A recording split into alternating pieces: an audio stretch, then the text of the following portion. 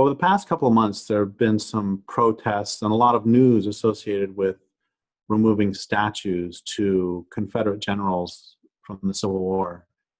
And it's made me think about some important questions. And one of the important questions it's made me think a lot about is the question of, when does atrocity become history? Because I think we can agree that that fighting to preserve slavery, let's leave aside all the states' rights stuff, fighting to preserve slavery is a bad thing. And so a case can be made to remove the statues. And that I think is an interesting discussion. And at the same time, I haven't seen discussion, for example, of removing statues to Julius Caesar, even though he conquered France. And so the question that came up for me is, when does atrocity become history? And when does something become a historical artifact that you're looking at, as opposed to a glorification of a horrible history? Or, we can talk about Columbus Day. There is still Columbus Day, and there are still statues to Columbus, who was responsible for atrocities that were atrocious. And there are interesting things to be thought about for this. I think one of them has to do with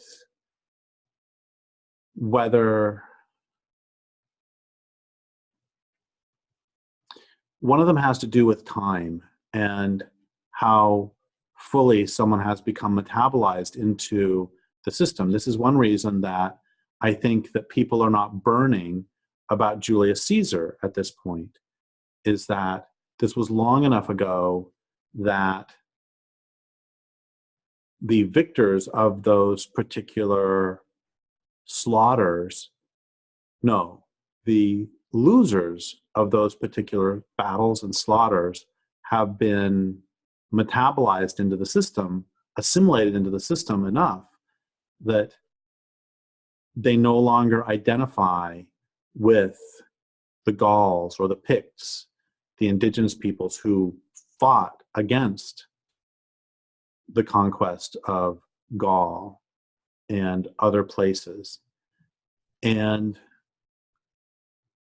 so I think that's part of it, but I think that there's something that lies underneath it, which is, I think, needs to be said, but is so obvious that it's embarrassing that it needs to be said, which is that I think whether something is an atrocity or whether it is history is primarily determined by the cliche that the winners write the history.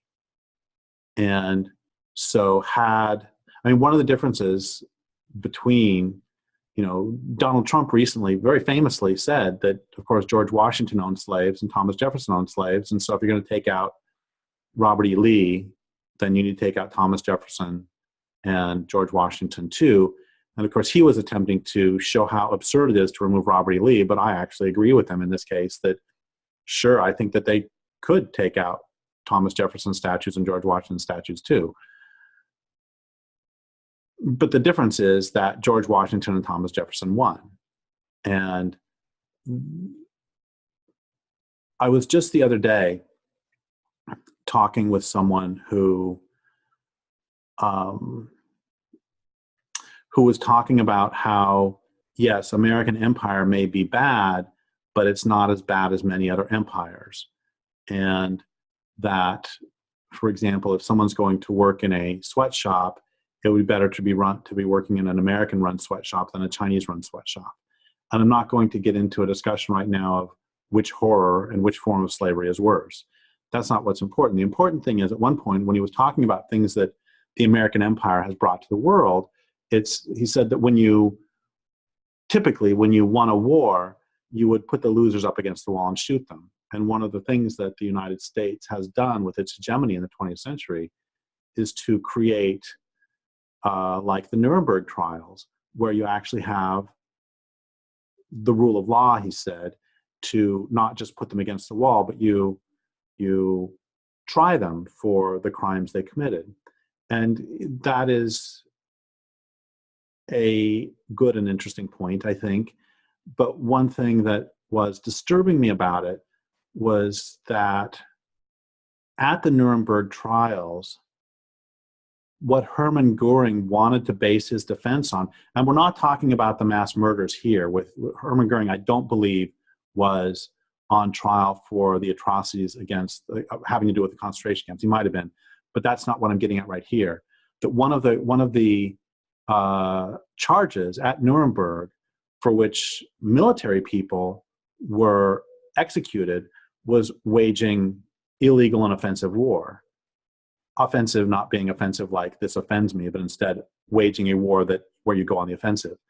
And what Goering wanted to use for his defense was that if they put him on trial, they could just as easily put Churchill, Stalin, Roosevelt, every other world leader on trial for that same crime. And the Nuremberg tribunal disallowed that defense, which lets me know that underneath this trial, for all the good parts of the Nuremberg tribunal, it still was basically to the victor go the spoils, because the victor gets to determine. I mean, I would have no problem putting American leaders on trial for waging illegal and offensive wars too. So for me,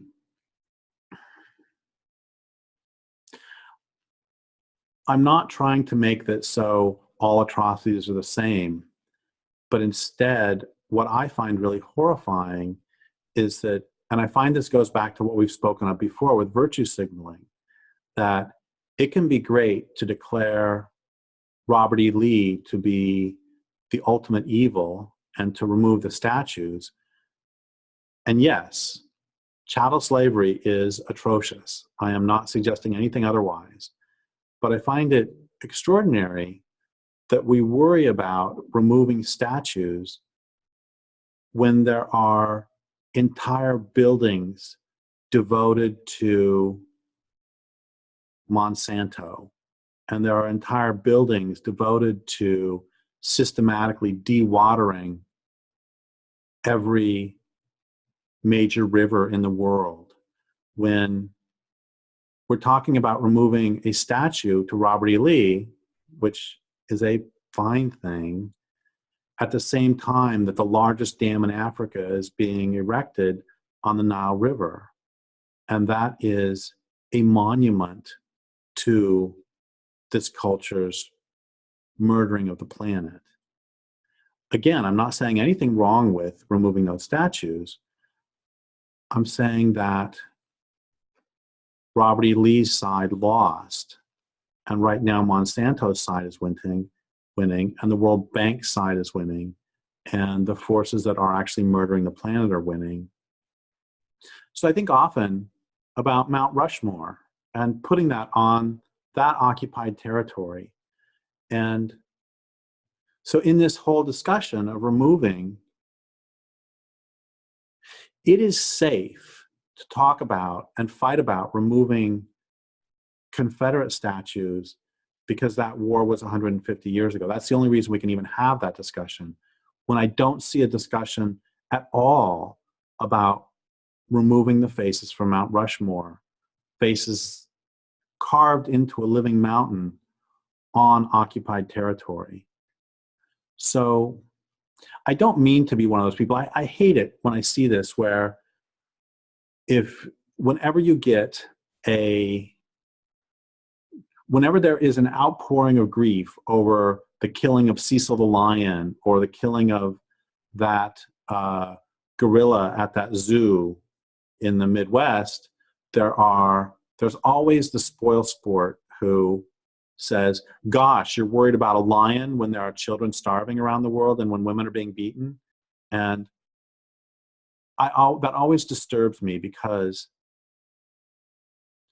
attention to atrocities is not a pie, where if I pay attention to the slaughter of non-humans, it means I'm not paying attention to the slaughter of women, because I am attending to both, and I know many other people are attending to both, and in many cases they spring from the same patriarchal violation imperative. And I think it's really important to discuss all of them. So I don't mean to say, gosh, we shouldn't take out monuments to Confederates because we aren't taking the other ones out. I don't mean to say that. What I mean to say is that I would love to see us use a discussion of when and where to remove statues to some people who supported atrocious causes. I would love to see that discussion launch into a larger discussion of how we stop ongoing atrocities and what we do about the monuments currently in place that are currently, I mean, what is Hoover Dam? What is the Grand Coulee Dam? Those are monuments to a worldview. Those are cathedrals to a worldview that is killing the planet currently. And so I would love to see this step up from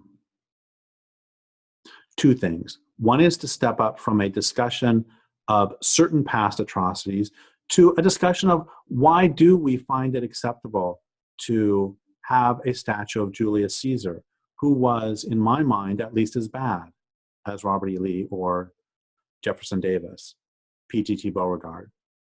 So one is that discussion I would love to see had. And another discussion is, how do we move from statues, which are primarily symbolic, which is symbolism is important itself, but also to structures which are tangible.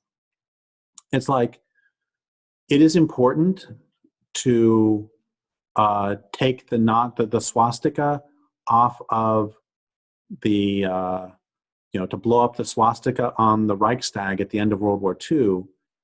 But in addition, it was really important to destroy their capacity to fight in the first place so you could get to the point where you can destroy the symbolic structures. So those are discussions I would like to see this morph into.